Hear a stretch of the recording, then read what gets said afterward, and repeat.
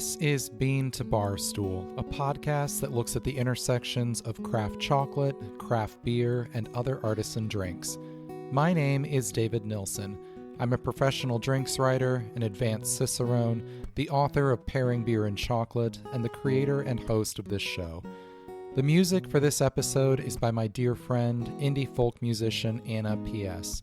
You can find out more about Anna's music in the show notes or on annapsmusic.com. You can find links and information about our guests in the show notes as well. I hope you enjoy this episode of Bean to Barstool.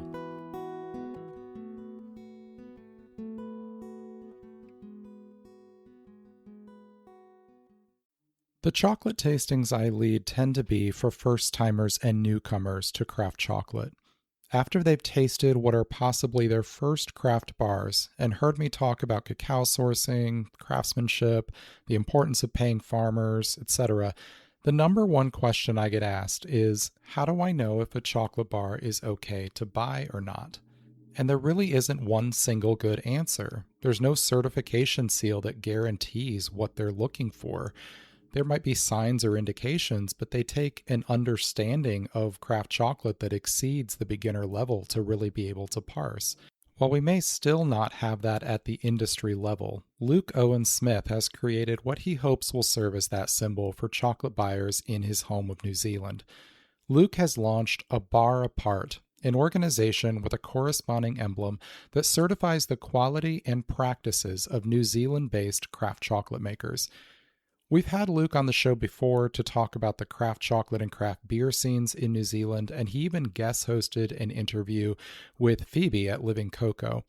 We also recently had as a guest one of the chocolate makers who has signed on with A Bar Apart, David Herrick of Foundry Chocolate. I'll link to all of those episodes in the show notes if you want to check them out. A Bar Apart just officially launched a couple weeks ago, so here is Luke Owen Smith to tell us what it is, what it means, and what he hopes it will accomplish.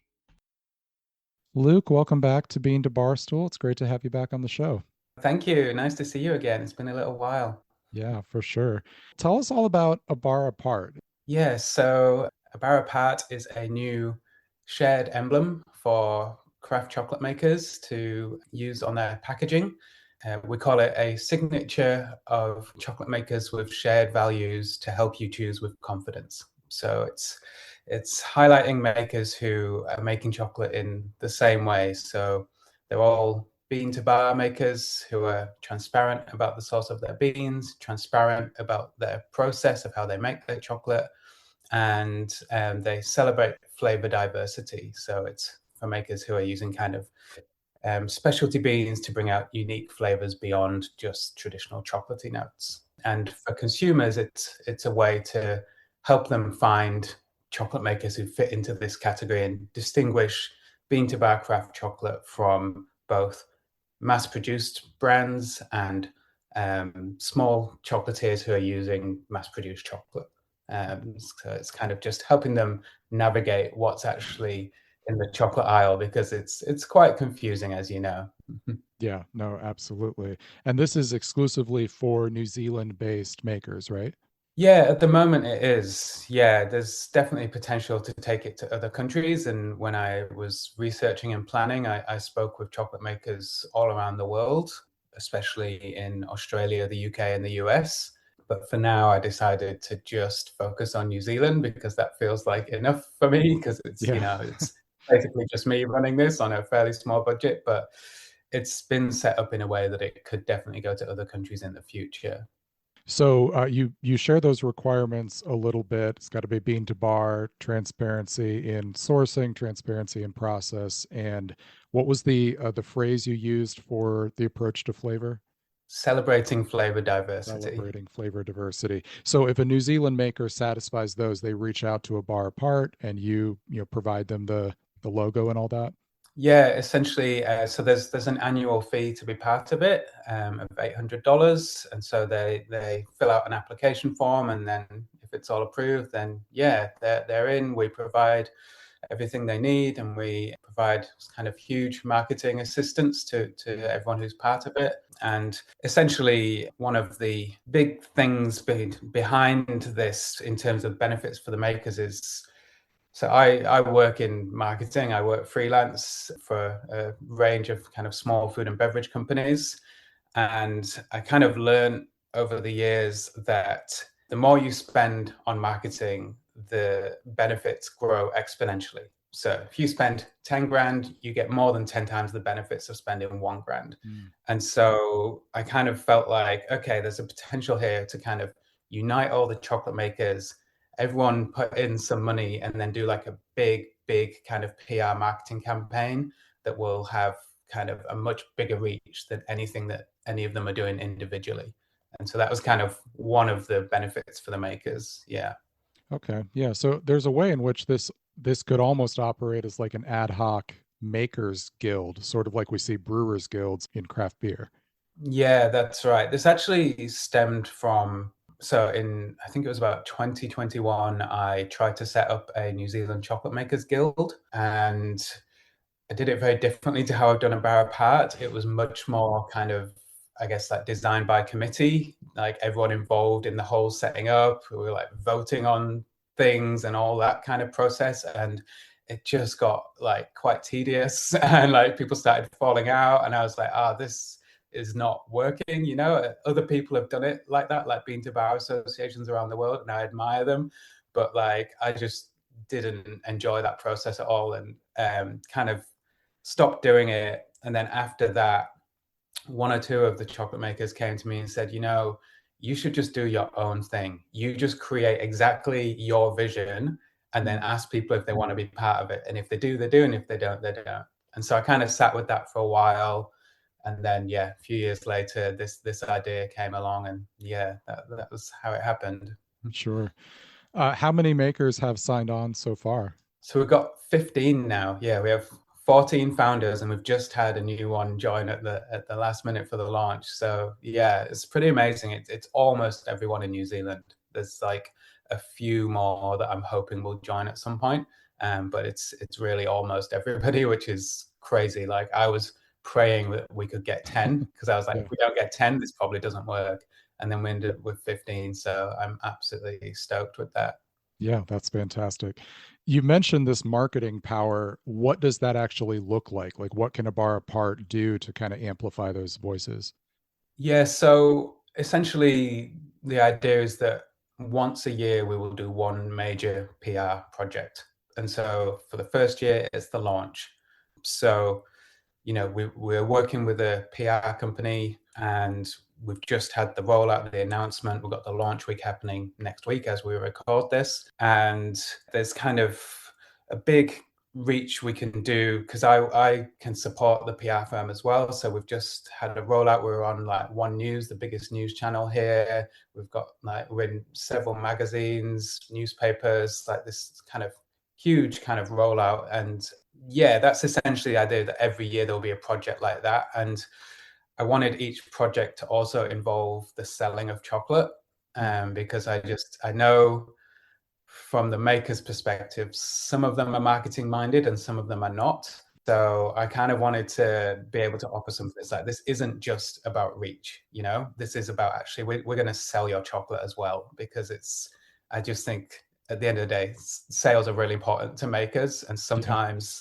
sometimes marketing reach doesn't translate into sales. And it's like, you can find it hard to justify the spend. So kind of every project we do, I want it to also have a retail element of some kind. So for this one, we're doing a pop-up shop in Auckland for a week in Britomart. It's like right in the center of Auckland. It's an amazing spot. Other times in the future, we might do other things, like maybe creating a gift box or exhibiting at a couple of big festivals throughout the year and selling chocolate. Like, there's all different ways we can kind of incorporate the marketing with the selling of chocolate.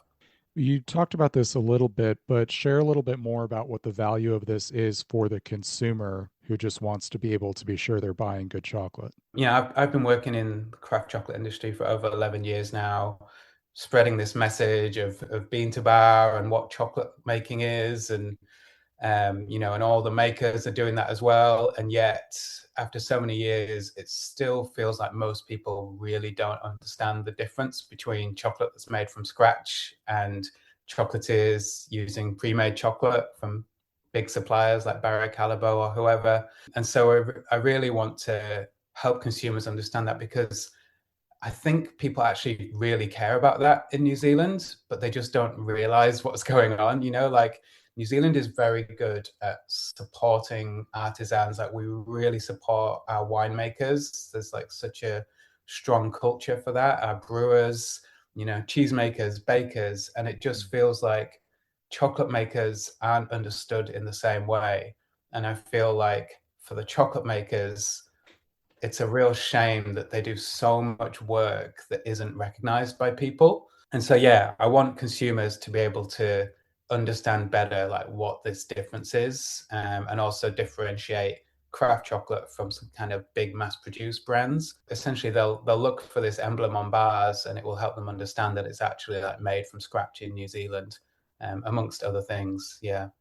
No, that's fantastic. Anytime I lead a chocolate class or tasting with beginners involved, one of the questions I get by the end after they've tasted chocolate and, tasted craft chocolate and realized how great it is, well, how do I know what to get at the store? How can I tell that this is sourced correctly or that this was made, bean to bar, whatever the specific variation of the question is? And there's always kind of like a, well, there really isn't like a single way that you can do that. So I love that something like this exists. I hope it is able to expand outward in the future.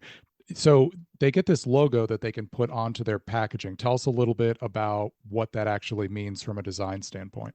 Yeah, so essentially we worked on designing this logo for, I say we, it was me with my partner Emily did the design predominantly, and I kind of had input. But it was a really long process of about a year of developing it. So we created kind of 4 prototypes in terms of brand names and the look of the logo, and sent out a survey to about 50 chocolate makers around the world for feedback, and then kind of based on that came up with this final emblem, which is, it had a lot of design restrictions, which made it challenging but fun. Especially it needed to be able to be printed very small and still be distinctive. So it had to be like quite bold and minimal. And then in terms of a name, I wanted something, it needed to be something that wasn't trademarked around the world, which it was so difficult. It's Yeah. it's really hard to find something that's kind of unique. And yeah, but then I didn't want it to be like kind of just a random made up word. I wanted it to actually like say something clear. And then yeah, eventually we fell on a bar apart, which I really like. It sounds good. It's almost the same in French and Spanish as well. So if we go international, it kind of like has like bigger, like people will see it and they'll know what it means if they speak those languages. Yeah, and so yeah, we provide this logo to partners. We provide kind of instructions on how it's to be used, and we have like a whole document to give to their graphic designers to make sure there's consistency. And yeah, I'm really, really happy with how it's turned out. The look of it is kind of open to interpretation, but we kind of think of it as like a little square of chocolate on top of a mountain. But I'm sure everyone will have different interpretations of it. Yeah, cool. What story are you hoping to tell with A Bar Apart? I think it's kind of like the story of chocolate in the 21st century, I would say. Like, not to be too grandiose, but I just feel like chocolate has changed so much in the past 10 to 20 years.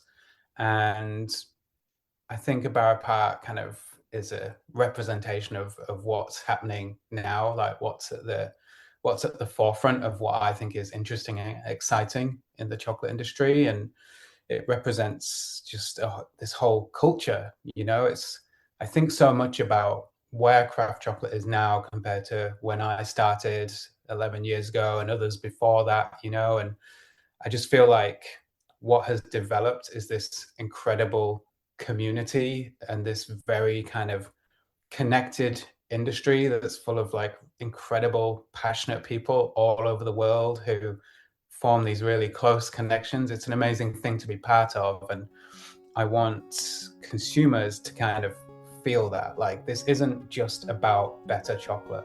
Like if that's all you're after, we've got that in spades. But it's actually about being part of a community and a movement, and it's a really exciting time for chocolate. And so yeah, I hope A Bar Apart can kind of represent that and spread that message. Well, Luke, congratulations on the launch and best of luck moving forward. I'll be eagerly following along to see the progress of this. I think it's a really cool project. Awesome. Thank you so much. I appreciate that.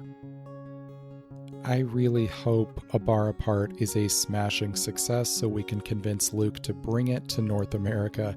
You can learn more about the project on abarapart.co as well as on their social media. I'll link to all of that in the show notes. Thanks so much to Luke for coming on the show today. Thanks to all of you for listening. I hope you enjoyed this episode of Bean to Barstool.